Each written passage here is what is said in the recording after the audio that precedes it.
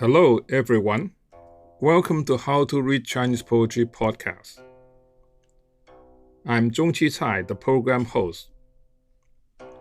In this podcast program, my colleagues and I aim to introduce cutting-edge scholarship on Chinese poetry to a broad general audience. We will present 52 episodes covering the major poetic genres developed over China's long history. Each episode features close reading of one or more of the best-known Chinese poems, with an aim to illuminate their literary greatness and cultural significance. For all the discussed poems, Chinese text, English translation, romanization, and brief notes are provided at our website, howtoreadchinesepoetry.com. By following the 52 episodes, listener will gain a bird's-eye view of the thematic, formal, and generic evolution of Chinese poetry from antiquity to the modern era. Instruct and delight is what we wish to accomplish in each talk. Without further ado, let's begin.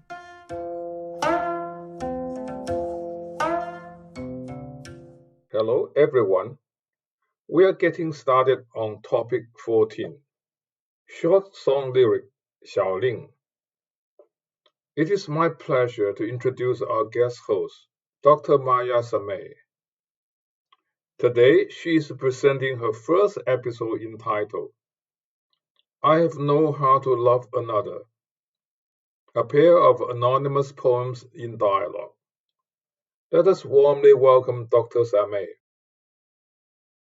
This is the first of 3 episodes about short song lyric poems, or xiaolingci. Before we get into talking about the genre, the song lyric, I'd like to start by telling the story of how we came to possess the pair of anonymous poems that we will be discussing in this episode. In 1900, a Chinese Taoist monk named Wang Yuanlu was overseeing a complex of caves and Buddhist grottos in Dunhuang in Gansu province of Western China. These caves had been carved into a mile-long stretch along a river, beginning in the 4th century of the Common Era. On this day in 1900, Wang Yuanlu discovered a hidden chamber behind a wall painting. In it, he found a trove of some 50,000 documents, paintings, and artifacts. It's now thought that this chamber had been sealed up in the 11th century and left basically untouched until he found it right at the start of the 20th century. After attempting to alert the Qing government to his find, the monk eventually sold the manuscripts and paintings to explorers like Hungarian-born British archaeologist Mark Aurel Stein in 1907 and French archaeologist Paul Pelliot soon after. The manuscripts are now held in collections all over the world, where they provide a great resource for studying the interactions of culture and religion along the Silk Road over the centuries. Among these manuscripts were numerous poems and poem fragments, including a large number of poems in a new genre called the song lyric, or ci in Chinese, that had arisen in the late Tang Dynasty. Many of these poems and fragments were anonymous. The examples I want to look at in this episode are a pair of anonymous poems that form an interesting dialogue with each other. The poems are written to the tune Nangezi, or Southern Song. Listen now to the first of the 2 poems.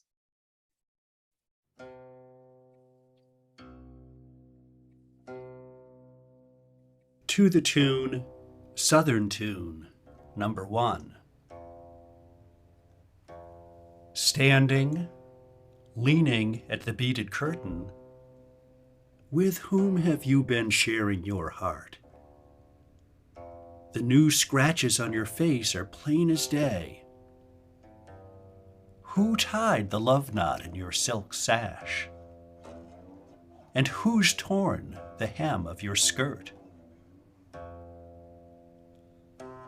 Why are your cicada locks in disarray? And your hairpin, why is it broken? For whom these tear streaks in your rouge? Tell me straight here before the hall. Don't hem and haw.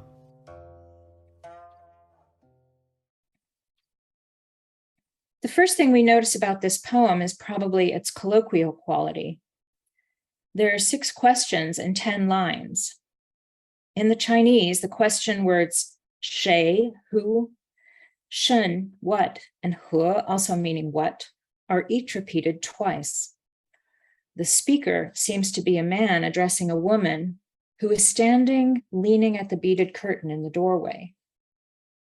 Immediately, the accusations begin to mount as he enumerates the evidence against her, from the scratches on her face and torn clothing that he reads as evidence of infidelity, to the love knot or heart knot in her sash that usually would have been tied by a lover.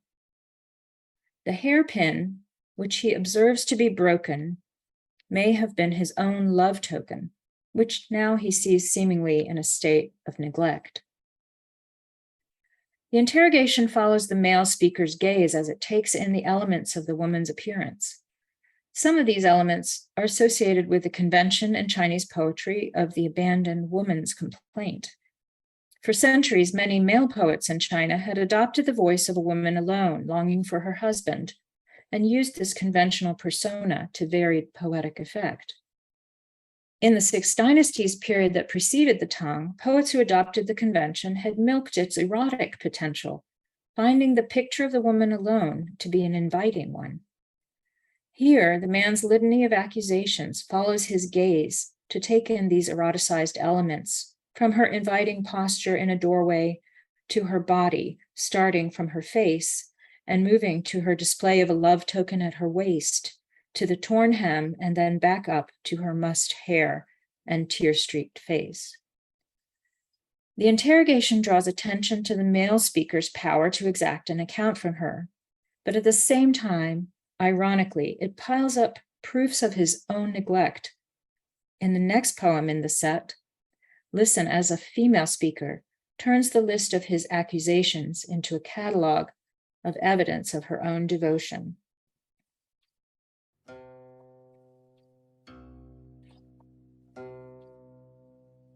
To the tune, Southern Tune Number 2. Since you went away, I've no heart to love another. New scratches on my face appeared in my dreams. I tied the love knot in my own silk sash. It was the child who stepped on my hem. The beaded curtain mussed my cicada locks. The hairpin broke along an old crack.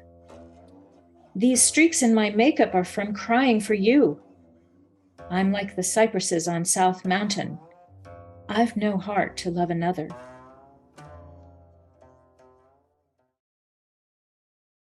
Right off the bat, the woman draws attention to the fact that it was the man who had left her. Since you went away, I've no heart to love another. Her straight answers to each of his questions enumerate evidence of his neglect and of her faithfulness. I tied the love knot in my own silk sash since you weren't here to tie it. The beaded curtain mussed my hair because I've been standing here watching for you.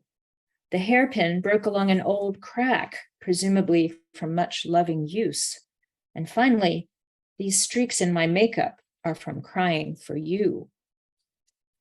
In this line, when she says from crying for you, the female speaker uses the second person form of address, langjun, used by a woman for her husband or lover. When she compares herself to the unchanging evergreen cypresses in the next line, she uses the humble first-person feminine pronoun qi, which literally means a concubine. Together, these put the woman's defense in the context of a faithful, loving relationship. You are my lover, I am your concubine. The poem ends by reiterating the statement from the beginning of the poem, I've no heart to love another. By taking the same elements of her description from the first poem and making them into evidences of her faithfulness in the second, the female speaker of this poem is also connecting with conventional depictions of female abandonment. This time, though, she's connecting more with the way this convention has appeared in the folk tradition. There, in place of depictions of the beauty and inviting position of the abandoned woman, female constancy was typically contrasted with male neglect and changeability. To give you one small example, there is a short 4-line poem in the folk tradition known as a ziye song that reads as follows.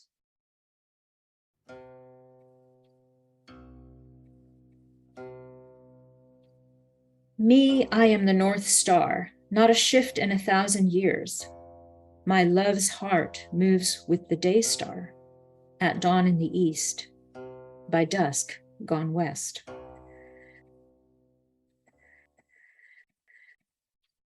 This poem draws on an astronomical metaphor to make its point. Just as the man's physical location might be shifting and changing as he's traveling away from home, the man's heart is also inconstant, moving from the east to the west like a planet or the sun.